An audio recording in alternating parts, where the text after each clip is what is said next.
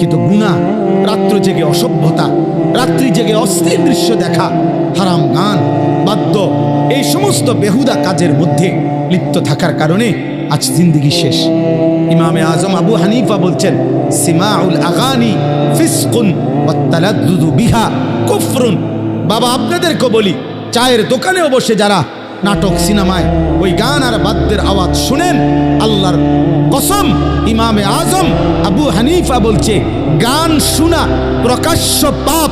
আর গানের শুনে কেউ যদি মজা পায়, স্বাদ পায়, আহ আহ কি কইল রে, হাতলারে এরকম, পাওলারে, ঠ্যাংলারে এরকম, হাতলারে, আছে না এমন মানুষ, এরকম নড়ে চড়ে।